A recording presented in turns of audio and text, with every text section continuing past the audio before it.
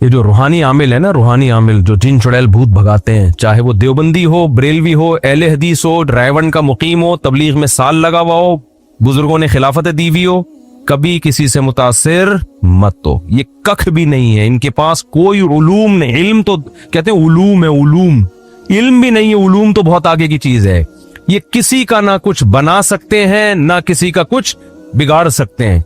ये मेरा टॉपिक नहीं है, लेकिन बगैर ये कंपनी की प्रोडक्ट है। मैं बाज दफा खाना खाने के लिए जाता हूं, मैंने मंगवाई भिंडी, वो कुछ और भी ला के रख देते हैं, कहते हैं हमारी होटल की ये खास सौगात है, ये हम हर गेस्ट को देते हैं, हालांकि मैंने मंगवाई नहीं है वो।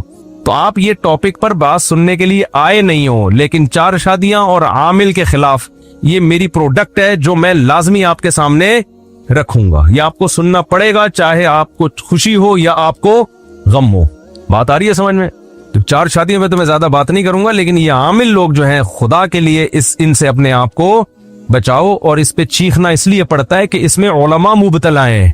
उलमा जब किसी चीज में आ जाए ना, तो फिर लोगों के दिमाग से उसकी अकीदत निकालना बहुत मुश्किल है। और उलमा भी बरहक उलमा, वो उलमा जिनको हम फॉलो करते हैं, उनका दिमाग इन लोगों ने खराब कर दिया है, आमिलों ने उनको बेवकूफ बनाया इन लोगों ने। उलमा जब बातें कर रहे होते हैं ना, नहीं भाई उलूम, हजरत पहुंचे हुए उलूम है, उलूम। मैं बहुत अफसोस होता है कि आप इतने बड़े बुजुर्ग हो, इतने बड़े मुफ्ती हो, आपके दिमाग को क्या हो गया? हर बड़े आलिम के साथ फुलतुरु की तरह कोई आमिल घूम रहा होगा कि हजरत को नजर लगी है, ये नजर उतारने वाला है। हर बड़े बुजुर्ग को नजर लग रही है आजकल मार्केट में, फालिज हो रहा है तो जादू चल रहा है उनके ऊपर, फलाने ने कुछ कर दिया। 2-3 बड़े बड़े बुजुर्ग थे, उनके साथ 2 आमिल फुलतुरु की तरह हर वक्त चिपके रहते थे। ये इन पर दम करते हैं। मैंने कहा इनको भगाओ, ये करोड़ों रुपए कमा रहा है आपके नाम के, इस फुलतुरु को निकालो यहां से। तो एक मेरे साथ अज़म करो। मैंने भी बैत करना शुरू नहीं किया, लेकिन जब मैं बैत करूंगा ना, तो जो भी मेरे हाथ पे बैत होगा, मैं उसको ये बोलूंगा कि मुझसे वादा करो कि अपनी नस्लों को रूहानी अमलियात से बचाओगे, नस्लों को, वरना मैं बैत ही नहीं करूंगा। चाहे जिन आए ना आए, भूत आए, चुड़ैल आए, आमिल के पास बोलो नहीं जाना। कोई तावीज नहीं, कोई रूहानी, सब ड्रामेबाजी है। तावीज के जवाज का मैं कायल हूं, लेकिन छोड़ दो। जवाज आते में जवाज की जो जायज तावीज है उसके जवाज का मैं कायल हूं, लेकिन इस बहस में नहीं पढ़ो। पूरी जिंदगियां बर्बाद हो जाती। फलाने ने कर दिया, फलाने ने कुछ कर दिया, डिमकाने ने कुछ कर दिया, फलाने जेठानी ने सास पे कर दिया, सास ने बहू पे कर दिया, बहू ने सोकन ने एक सोकन पे कर दिया। आप बड़े बड़े मदरसों में जाओगे ना अपने घर के झगड़े लेकर, वहां कोई ना कोई बैठा हुआ होगा रूहानी, वो बताएगा आपकी में निकालेगा, बोलेगा असल में आपकी जेठानी नहीं, आपके इस्लाम कह रहा है रिश्तों को जोड़ो, और आप जेठानी पे बल्ली डाल के, वो पहले ही दोनों तवे पे बैठे हुए होते हैं। जेठानी और जेठानी का अपोजिट क्या होता है भाई? जो भी होती है खातून, उसकी जो जेठानी और वो खुद, वो दोनों ऐसे होते हैं हर वक्त जैसे गर्म तवे पे पहले लड़ने के लिए तैयार है। जब आपने कह दिया कि इसने कुछ किया है, तो बस अब क़यामत तक ना खत्म होने वाला सिलसिला शुरू। इसलिए इस शहर से निकलो। अंग्रेज ने तरक्की क्यों की है? वो असबाब को देखता है। असबाब पैदा किसने किए हैं? अल्लाह ने। लिहाजा असबाब को देखना ये शरीयत के खिलाफ नहीं है। जो काम अल्लाह ने जिस चीज का रखा है वो तो अल्लाह ने रखा है ना। देखो एक आदमी क्या करता है, भूख लगती है रोटी खाता है। अब कोई उससे कहे कि भूख लग रही है रोटी खा रहा है, क्यों? कह रहे भाई सबब ये है, साइंटिफिक लॉजिक है, जब भूख लगेगी तो रोटी से पेट भरेगा। सारे साइंसदान इस पर मुत्तफिक है। कोई कहे अबे तू साइंस को मानता है? हम तो सिर्फ कुरान और सुन्नत को मानते हैं भाई, हम साइंस को लिफ्ट नहीं कराते। ये मजहब के नाम पे हमाकत और बेवकूफी की बात होगी कि नहीं होगी? तो भाई मजहब ने कब कहा है कि यहाँ साइंस गलत है? भाई ये असबाब किसने पैदा किए हैं? अल्लाह ने पैदा की। सिर्फ इब्राहिम अलैहिस्सलाम वाहिद थे जिनको आग में डाला गया, नहीं जले, वरना दुनिया में कोई भी आग में जाएगा तो क्या होगा? जलेगा वो। कोई कहे ईसा अलैहिस्सलाम बगैर बाप के पैदा हो गए, लिहाजा मैं विदाउट मैरिज मैं भी चाहता हूं मेरे यहाँ बच्चा पैदा हो जाए। अब लोग कह रहे हैं भाई साइंटिफिकली ये मुमकिन नहीं है। वो कहे ईसा अलैहिस्सलाम के कैसे हो गया, हजरत मरियम के कैसे हो गया विदाउट हस्बैंड? तो उसे कहा जाएगा भाई वो अल्लाह की एक कुदरत की निशानी थी, वो इलॉजिकल काम था जो अल्लाह ने करके अपनी कुदरत जाहिर कर दी।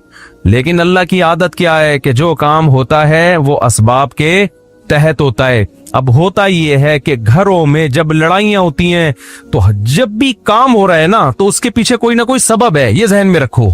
ऐसा होता नहीं। न्यूटन क्या बोल के गया था? गलत बोला था न्यूटन ने।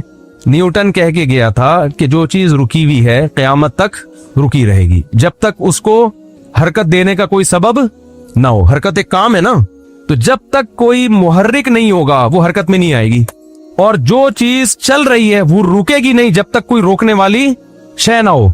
अगर आप ये जिन चुड़ैल भूत के चक्करों में पड़ते हो ना, तो आप एक नया लॉ बनाओ। फिर पहले मैं न्यूटन को थोड़ा सा एक्सप्लेन कर दूं ना। यानी जब भी कोई काम हो रहा है ना, तो काम के पीछे कोई सबब बोलो है, कोई सबब है। घर में लड़ाई हो रही है, इसका मतलब इसके पीछे कोई सबब है। या तो आप किसी की बेइज्जती कर रहे हैं, इस पे गुस्सा आ रहा है उसको, या आप उसके हुकूक अदा, आप बीवी के हुकूक अदा नहीं कर रहे, इस पे गुस्सा आ रहा है उसको, लड़ाई हो रही है।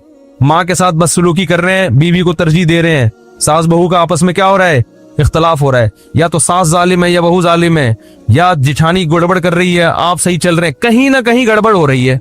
अब गोरे के साथ जब गड़बड़ होती है तो गोरा उसकी लॉजिक तलाश करता है, सबब तलाश करता है। सारे माहिरीन मिलके बैठ जाते हैं कि हम अफगानिस्तान में पिटे क्यों, वो गौर करते हैं इस पे, वो जिन्नात पे नहीं डाल देते। कभी अमेरिकन आर्मी का बयान आया कि हम 40-42 मुल्क लेके अफगानिस्तान में उतरे थे, एक्चुअली वहां पे जिन्नात थे जिसकी वजह से हम जीत नहीं सके। कभी ऐसा कुछ फेंकी उन्होंने? बोलो ना क्या हो गया भाई। उनके यहाँ अगर ये रूहानी ड्रामेबाज होते, कहते भाई वो असल में तुम्हारी ताकत तो बहुत है, लेकिन वहां जिन्नात है, हम जिन्नात से कौन लड़ सकता है। वो अमल की हम पर फ्रांस ने जादू किया हुआ है। असल में अमेरिकन पे किसने जादू कर दिया था? फ्रांस पे। फ्रांसीसियों पे जादू किया जापान ने, जापान पे जादू किया स्विट्जरलैंड ने। आप कह सकते हो स्विट्जरलैंड कैसे जादू करेगा? जब जिठानी कर सकती है तो स्विट्जरलैंड की ताकत जिठानी से ज्यादा है या नहीं है? क्या ख्याल है भाई? वो तो सारे जितने भी आमिल हैं उनको स्विट्जरलैंड का सिर्फ विजिटिंग वीजा भी दे देना तो सारे आमिल उसके कहने पर जादू शुरू कर देंगे। निकालो अपने आप को इस टेंशन से, मुसीबत से। तो वो गलती दोबारा नहीं दोहराते जो गलती उनसे एक बार हो चुकी है। गोरा नहीं दोहराएगा उस गलती को, हम बार बार उस गलती को रिपीट करते हैं, बार बार उस गलती को रिपीट करते हैं। और जब नाकामियों का मुंह देखते हैं तो रूहानी ड्रामेबाज हमें कहता है असल में तुम पर किसी ने कुछ कर दिया है। फिर निकलना भी शुरू हो जाती हैं चीजें, वहां से फलीता निकला, वहां से पलीता निकला, वहां से किसी के नाखून निकले। मुझे लोग लाके दिखा, मैं कचरे में डाल, मेरे घर से भी तावीज निकलते हैं, मैं कचरे में फेंक देता हूँ। कोई आ जाता है चुपके से कुछ रख के चला जाता है, जरा भी मुतासिर में कहता हूँ अबे तूने जो रखना है बोलो रख दे भाई, कुछ भी नहीं होने वाला इंशाल्लाह। तो इस शहर से निकलो, समझ रहे हो? बहुत मुश्किल है निकालना। क्यों? और मैं आपके सामने इतने कॉन्फिडेंटली बात करता हूं, मैं उलमा के सामने नहीं करता, क्योंकि मुझे आगे से मुखालफत का सामना करना पड़ता है। वो कहते हैं अब तो उलमा के सामने कौन ऊंची आवाज से बात करे। मैं कहता हूँ आवाम को समझाओ भाई। हम आप कह सकते हो मुफ्ती साहब आपका इल्म क्या उलमा से भी ज्यादा है, आप उनसे भी 2 हाथ आगे निकल गए। कतन नहीं, हम ये कहते हैं ये इल्म ही नहीं है तो ज्यादा कम की क्या। उलमा का इल्म हमसे दीन के इल्म में ज्यादा है। हम जितने हमारे अकाबिर हैं, बुजुर्गान दीन है, दीन की जहां बात आएगी हम सरेंडर कर देंगे। मेडिकल के साइंस की बात आएगी तो डॉक्टर को मानेंगे या उलमा को मानेंगे? डॉक्टर को मानेंगे। अब डॉक्टर कह रहे ये दांत निकलवा दो, हजरत जी बुजुर्ग कह रहे नहीं निकलवाओ, तो भाई मैं किसकी मानूंगा? अब कोई कहे यार आप उलमा से आगे निकल रहे हो, भाई मेडिकल साइंस में तो मेडिकल साइंस के उलमा की राय का एतबार होगा, शरीयत में किसकी बात का एतबार होगा? तो ये जो रूहानी ड्रामेबाजी है ये शरीयत का इल्म बोलो नहीं है ये। और याद रखो आप जितने हो ना टोटल इतने ही हो, आपके साथ कोई हमजाद कोई मुवक्किल नहीं है। ये कह रहे हो तुम्हारे तुम हो, एक तुम्हारा हमजाद है। एक मंतिकी गया अपने गांव में, लोगों ने पूछा तुम क्या पढ़ कर आए? वो मंतिक पढ़ी उसने। उन्होंने बोला क्या पढ़ा है तूने इतने सालों में? कह रहा मंतिक पढ़ी है। कह रहा बता तो सही। उसने कहा सुबह नाश्ते में बताऊंगा। तो नाश्ते में उसकी अम्मा ने 2 बॉयल अंडे बनाए, एक अब्बा के लिए और एक बेटे के लिए। तो बेटे ने कहा अब्बा ये अंडे हकीकत में तो 2 हैं, लेकिन तस्वुर की दुनिया में ये 3 है।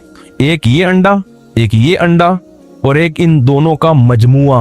वो एक अलग उसकी तस्वुर है ना, एक ये अंडा और एक ये अंडा, ये इनफिरादी हैसियत है, और एक इनकी मजमुई हैसियत से वो क्या है? दोनों का मजमुआ, वो एक अलग चीज है। अब्बा ने दोनों अंडे के खाए, बोले मजमुआ तू खा ले बैठ। मजमुआ कौन खाएगा? वो तू खा जा। तो आमिल भी कहता है एक आप हो, एक आपका हमजाद है, एक मुवक्किल है। पता नहीं क्या कर ड्रामेबाजी, जितने गाढ़े अल्फाज लेकर आते हैं ना, जिनका ना सर ना पैर। लोग कहते हैं उलूम, ये क्या है भाई? उलूम है भाई, बहुत ऊपर की बातें हैं भाई, इनको तो समझने के लिए हमारे वो दिमाग ही नहीं है भाई। ये इसलिए समझ में नहीं आ रही कि बातें ही ठीक नहीं है, ये कोई दलील नहीं है इन पर। मुशरिकीन जिस शिर्क में मुब्तला हुए उसकी बेइज्जती तवहुम परस्ती।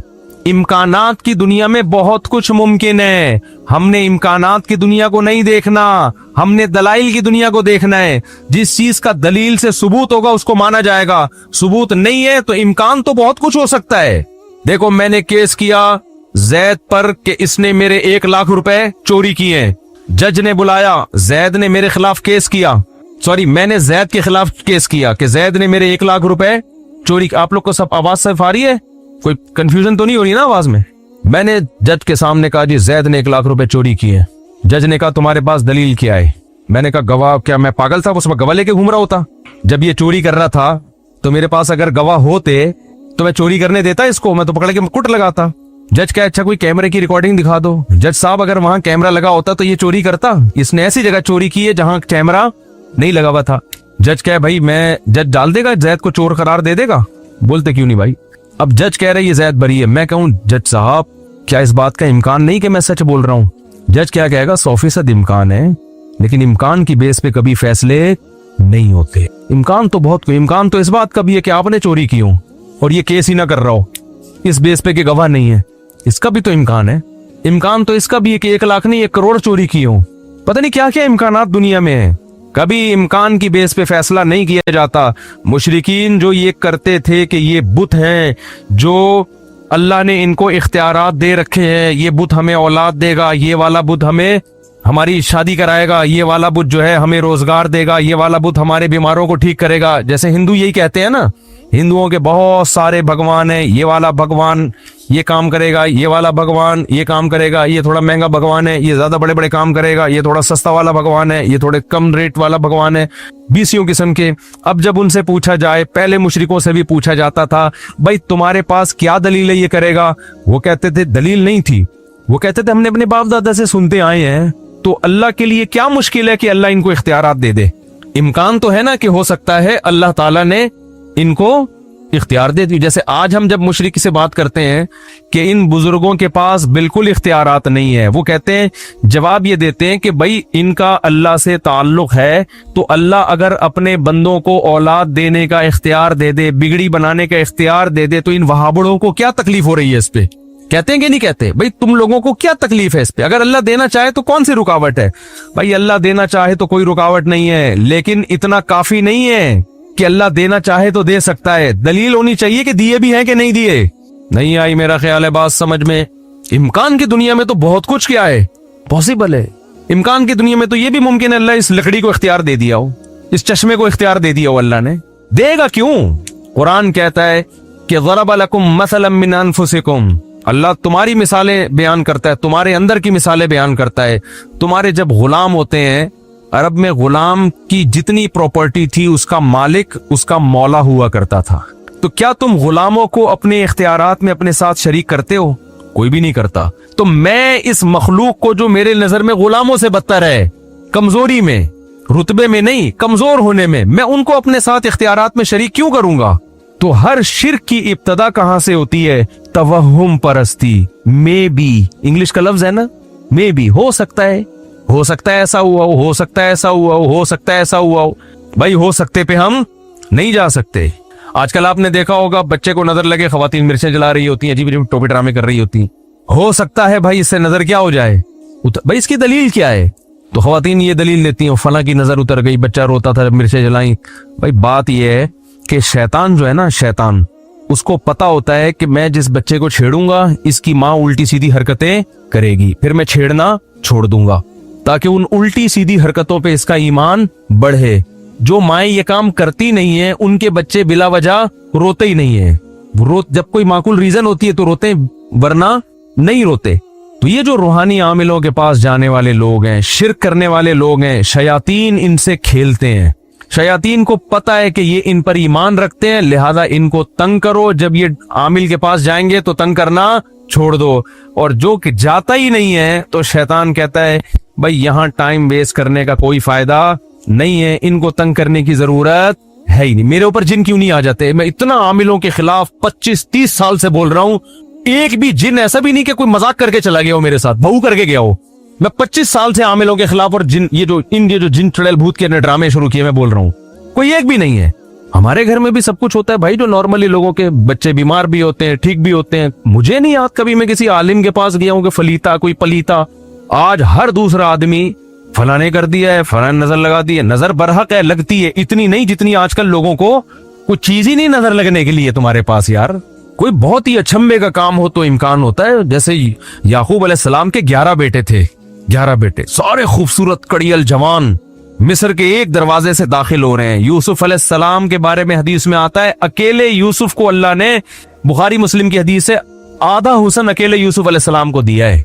इस कायनात में जितना हुस्न बांटा है ना, उसमें से आधा अकेले किसको दे दिया? यूसुफ को। तो उनके भाइयों में भी तो कुछ चमक होगी ना हुस्न की। इतने हसीन लंबे लंबे 11 बेटे जब एक बाप के एक दरवाजे से दाखिल होंगे तो नजर लगना समझ में आता है। इसलिए याकूब अलैहिस्सलाम ने फरमाया मुतफर्रिक दरवाजों से दाखिल होना। फिर भी अल्लाह से तौबा इस्तिगफार किया कि जो अल्लाह चाहेगा होगा वही, मैं सिर्फ एक असबाब के दर्जे में एहतियात कर रहा हूं। आज 11 बेटे होते किसके हैं? एक आध दो बच्चा, उसको नजर लगने का कोई खतरा, बोलो वो नजर लगे थे तो 2 रह गए थे, समझ रहे? फिर वो हुस्न जमाल होता है ना, वो बर्गर खिला खिला के तो बच्चों को मोटा किया जा रहा है, उसमें वो पर्सनैलिटी नहीं होती, कोई शख्सियत नहीं होती, वहम। औरत को हुस्न की नजर लग रही है, बच्चों को किसी ने थोड़ी सी तारीफ कर दी, कितना प्यारा बच्चा है, एकदम इसको नजर लग गई। इतना ज्यादा वहम की दुनिया में भाई मुसलमान धंसता चला गया है। मजहब सिर्फ इतना ही रह गया है, मजहब से जो मुसलमान का ताल्लुक है ना वो इतना रह गया है कि फलानी सूरत पढ़ने से ये हो जाता है, फलानी सूरत पढ़ने से ये हो जाता है, फलां से ये जिन भाग जाएगा, फलां से चुड़ैल भाग जाएगी, फलां सूरत पढ़ने से पैसे आ जाएंगे, फलां सूरत पढ़ने से गुर्बत दूर हो जाएगी, फलां सूरत पढ़ने से फलां जगह शादी हो जाएगी, फलां सूरत पढ़ने से ये हो जाएगा। बस सहाबा कराम की अगर जिंदगी इसी के गिर्द घूमती तो ना वो तिजारत में तरक्की करते, ना टेक्नोलॉजी में तरक्की करते, ना दीगर साइंसी उलूम में तरक्की करते, ना पूरी दुनिया की बागडोर उनके हाथ में आती। तो मैं तो मजहबी लोगों को इस शहर से निकालने की कोशिश में लगा हुआ हूं। मजहबी लोगों को, मजहबी लोग ठीक हो जाए ना तो इस्लाम का इमेज दुनिया में अच्छा हो जाएगा। समझ में आ रही है बात के नहीं आ रही है? तो इसलिए आज से मर जाओ मगर किसी आमिल के पास, भले जिन आ जाए, पहले तो नफ्सियाती डॉक्टर के पास जाओ। 99.9% केस दिमाग के होते हैं, खोपड़ी सही काम नहीं कर रही होती। अगर आप शुरू में नफ्सियाती डॉक्टर के पास चले गए तो वो मेडिसिन से कवर कर लेगा, नहीं गए ना शुरू में तो इतना मामला पेचीदा हो जाता है कि फिर वो जो नफ्सियाती डॉक्टर आपके साथ थोड़े दिन गुजारेगा ना, वो भी किसी आमिल के पास जा रहा होगा बैठ के। जो पागल के साथ रह रहे के ना बंदा खुद पागल हो जाता है। तो जो मैं असल बात करने वाला था कि एक तो ये कि बचाएं अपने आप को, और इन चीजों की बेस्तवहुम परस्ती है, कोई दलील नहीं होती, बस वहम। तो वहम से निकालो अपने आप को। और ये वहम गैर मुस्लिमों में बहुत है। किसी ने कहीं छोड़ दिया कि भाई 13 का अदद मनहूस होता है। अब कितने ममालिक ऐसे हैं 13वीं मंजिल ही नहीं है, 12वीं के बाद डायरेक्ट 14वीं शुरू हो जाती है। पता नहीं कौन सा बाबा इनको कह के चला गया था कि 13 का अदद मनहूस है। हमारे यहाँ मुहर्रम सफर को मनहूस मान लिया, हम चीख चीख के थक गए। भाई कोई महीना इस्लाम में मनहूस नहीं है, लेकिन नहीं करेंगे शादी ब्याह लोग उसमें। और जब उनको कहा जाए ना मैं करो निकाह मुहर्रम में सफर में, तो कहते हैं को फर्ज है क्या, हम रबीउल अव्वल में क्यों नहीं कर लें? भाई फर्ज वाजिब तो ना रबीउल अव्वल में, ना सफर में, ना मुहर्रम में, ना रमजान में। बात यह है कि आपकी शादी की डेट मुहर्रम में तय हो रही थी, मुहर्रम की बेस पे जो आप उसको डिले कर रहे हो, इसका मतलब ये तवहुम परस्ती है। मुहर्रम में शादी होना ना होना इतना बड़ा इशू नहीं है। ये जो आपके जहन में वहम है ना, बगैर दलील के फैसले करना, इसका इलाज ज्यादा जरूरी है। समझ में आ रही है बात के नहीं? और इसका इलाज जब होता है जब आप अपने वहम के अगेंस्ट चलना शुरू हो जाए, जब आप अपने जो वहम पैदा हो रहे हैं उसके उल्टा चलना। जैसे किसी को वहम हो रहा है ना कि ये आमिल लोग मेरा कुछ बिगाड़ सकते हैं, आमिलों को गालियां देना शुरू कर दे, ये खौफ दिल से क्या हो जाएगा, निकल जाएगा। मुझे एक बंदे ने बताया कि किसी आमिल को मैंने बुरा भला कहा, उस आमिल ने कहा बेटा तेरे पास अब 24 घंटे हैं, बस 24 घंटे मैं पढ़ाइयां कर रहा हूँ, अब मैं पढ़ाइयां करूंगा, जिन आएंगे, चुड़ैल आएगी, भूत आएगा, ये होगा, फलाना होगा, ढिमकाना होगा। तो वो बंदे ने मुझे फोन किया, पुराना किस्सा है, कहता है मुफ्ती साहब 24 घंटे ना मुझे वो हो गया थोड़ा सा, अल्लाह खैर करे, तो मैं उस आमिल से सॉरी कर लूं? मैंने कहा नहीं। कह रहे फिर मैं ये डर कैसे निकले? मैंने कहा डर ऐसे निकले फोन करके और सुना दे। मैंने कहा 24 घंटे से पहले पहले जो तू कांप रहा है ना, ये वहम है, इसके अगेंस्ट चलना शुरू। फोन उठा के उसको बोल भाई तू 24 नहीं, तू 12 घंटे में कर ले जो करना है, और तेरे बाप में वो ताकत ही नहीं है। तो थोड़ा माजरत के साथ अब्यूजिव लैंग्वेज इस्तेमाल कर रहा हूँ, लेकिन अब तमीज से नहीं इनको लोगों को समझाया जाता। बोला तू ऐसा कर, चुड़ैल नहीं, तू चुड़ैलों की सरदार भेज मेरे पास, और मैं यहाँ बैठूं, मेरे घर आके पढ़ाइयां कर, तू देखता हूँ आज तेरे में दम कितना है, आज मैं देखता हूँ। मैंने कहा और अगर ये हो रहा है ना, ये जो हो रहा है, ऐसे करके उसको डांट रहे हैं कि जी देखें, वो देखें काइंडली, आप प्लीज देखें प्लीज। मैंने कहा फिर 24 नहीं 12 घंटे में तेरे साथ वो कुछ हो जाएगा, जितना तू समझ रहा है ना उसका डबल हो जाएगा। वहम तो एक बहुत बड़ी बीमारी है। आप जब एक फर्ज कर लेते हैं ना तो बहुत नुकसान होता है आपको। तो ये निकालोगे ना अपने आप को, अपनी औरतों को भी निकालो इस अजाब से। कोई जिन चुड़ैल भूत बिल फर्ज आ भी गया तो सूरह फलक सूरह नास पढ़ के दम करो, इमाम साहब से बोलो वो दम कर देंगे, बस इससे ज्यादा आगे बढ़ने की जरूरत नहीं है। पेशेंट ठीक हो जाए तो भी यही इलाज है, ठीक नहीं हो तो भी यही इलाज, इससे ज्यादा आगे बढ़ना नहीं है। अव्वल तो जब ये कॉन्फिडेंस पैदा करोगे तो आएगा ही नहीं जिन। मैंने ऐसे लोगों को देखा रातों को अकेले कब्रिस्तान में सोते हैं। आप में से कोई भी रात कब्रिस्तान जाए ना 2 बजे, कोई ना कोई चुड़ैल नजर आएगी। गोरकन को कभी नजर नहीं आती। ये जो हमारा अंडा मोड़ से आगे कब्रिस्तान है ना, यहाँ बहुत लोगों ने सरकटे देखे हैं। मैंने आज तक कोई सरकटा, जितने देखे जुड़े हुए सर वाले लोग ही देखे हैं। लेकिन रिपोर्टें हैं कि हमने वो पापोश के कब्रिस्तान में सरकटा देखा, और वो बताने वाले भले नेक लोग होते हैं भाई, उनके दिमाग में चूंकि एक वहम पैदा हो गया, उनको सरकटा भी नजर आएगा, एक आंख वाला भी नजर आएगा, चुड़ैल भी नजर आएगी, भूत भी नजर आएंगे उनको। आप कॉन्फिडेंस पैदा करो, आप कब्रिस्तान में जाओ। कब्रिस्तान में तो और भी खौफ नहीं होना चाहिए।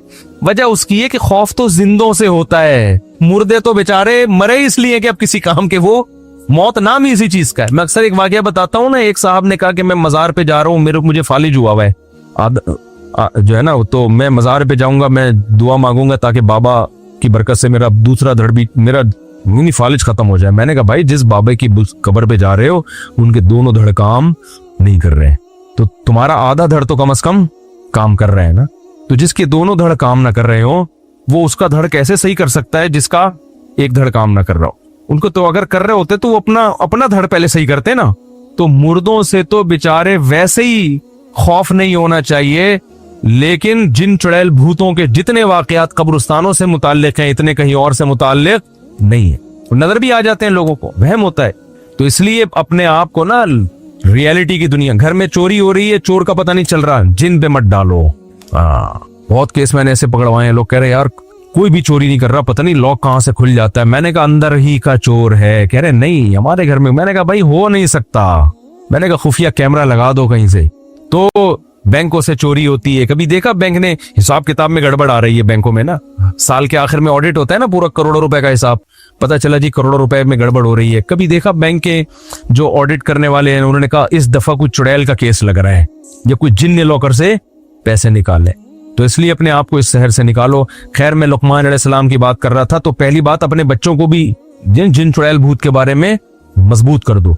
माँ बाप उल्टा जिन्नात से बच्चों को डरा रहे होते हैं। आपको पता है कि नफ्सियाती डॉक्टर ने बताया कि जितनी नफ्सियाती बीमारियां हैं ना, इनकी बुनियाद बचपन में माँ बाप ने रखी होती है। अक्सर ये बचपन की बीमारियां होती हैं जो बड़े होकर निकल रही होती हैं। माँ बाप ने उनके लाशऊर में जिन डाल दिया, चुड़ैल डाल दी, भूत डाल दिया। माँ बाप डराते ना जिन बाबा आ रहा है, जिन बाबा आ रहा है। भाई ये बहुत खतरनाक है।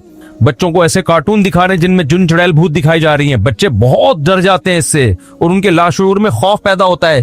फिर वो लाशऊर वाली चीजें उनको नजर भी आना शुरू हो जाती हैं।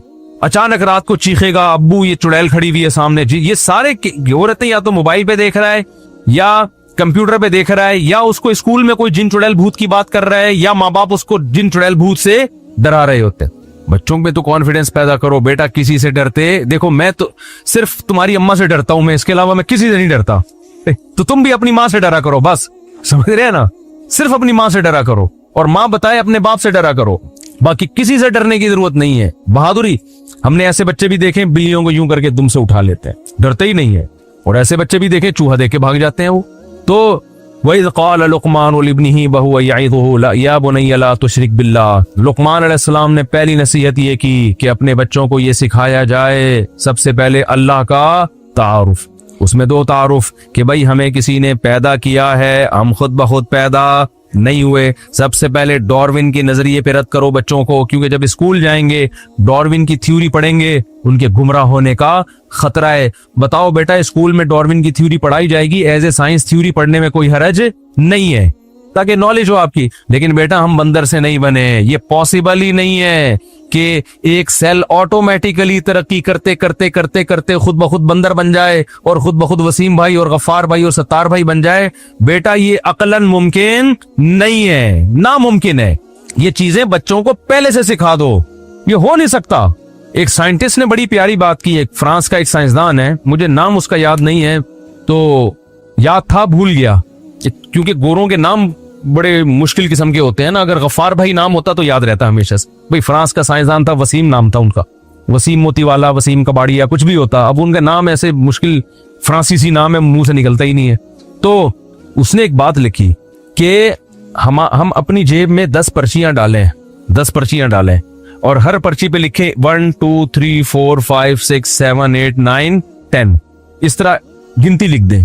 फिर हम उन पर्चियों को निकालना शुरू करें। तो क्या ये मुमकिन है कि पहले नंबर पे इत्तेफाक से पहली निकले, दूसरे नंबर पे इत्तेफाक से दूसरी निकले, तीसरे नंबर पे इत्तेफाक से तीसरी निकले, चौथे नंबर पे? ये हो सकता है? उसने कहा ये फिर भी हो सकता है अगर 1 अरब दफा इस अमल को दोहराया जाए। 1 अरब दफा ये अमल करें ना, तो मे भी पॉसिबल है कि ऐसा अजीब इत्तेफाक हो जाए कि पहले नंबर पे पहली, दूसरे नंबर पे इत्तेफाक से दूसरी, तीसरे नंबर पे इत्तेफाक से तीसरी। लेकिन ये जो सेल है ना, सेल एक खलिया, एक खुलिया, हमारे जमाने में इसको खुलिया कहते थे, आजकल खलिया कह रहे हैं, पता नहीं क्या है सही। अरबी में मेरा ख्याल है खुलिया लफ्ज़ सही बनता है। तो एक जो इकाई है ना इंसान की बॉडी की, जो एक ईंट है, ये एक ईंट में जो एलिमेंट इस्तेमाल हुए हैं, एक सेल जो भी इंसान का नहीं, कोई भी जानदार का, चाहे वो पौधे का ही क्यों ना हो, उसमें जो एलिमेंट इस्तेमाल हुए हैं, उनकी जो एडजस्टमेंट है, जो मैनेजमेंट है, जिस तरह से उनको एडजस्ट करके बनाया गया है, एक सेल अगर इत्तेफाक से लॉ ऑफ चांस के तहत वजूद में आया है तो इसमें अरबों साल लगे तो एक सेल के वजूद में आने का इम्कान है, कई अरब साल। समझ रहे? जबकि जमीन की उम्र इतने अरब साल नहीं है, 5-6 अरब कहा जाता है कि 5-6 अरब साल पुरानी जमीन।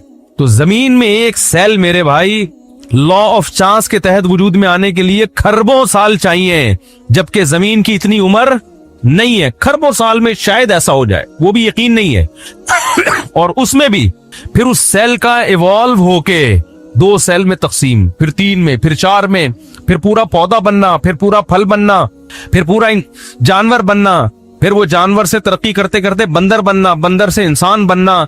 ये अगर बिलफर्ज हुआ भी है, वो तो नामुमकिन है ऐसा इत्तेफाक, तो इसके लिए खरबों जरब खरबों जरब खरबों जरब खरबों साल चाहिए, जबकि कायनात की इतनी उम्र है नहीं। फिर भी होगा नहीं, लेकिन अगर फर्ज करें तो शायद इस तरह से हो जाए। तो बच्चों को बचपन से ही सिखा दो, बेटा हमें बनाया गया है, हम ऑटोमेटिकली बने नहीं है, वरना वो कल जाके मुल्हिद होगा, एथियस्ट होगा। आप कह सकते हो मुल्हिद हो जाए जहन्नम में, अपनी मर्जी से हो रहा है, आपको पहले जहन्नम में फेंकवाएगा, फिर जहन्नम में जाएगा बाद में, दुनिया भी आपकी जहन्नम बनाएगा। क्योंकि जो एथियस्ट होता है वो इंसानी हुकूक की बातें बहुत करता है, इंसानी हुकूक का अलम बरदार बिल्कुल भी नहीं होता।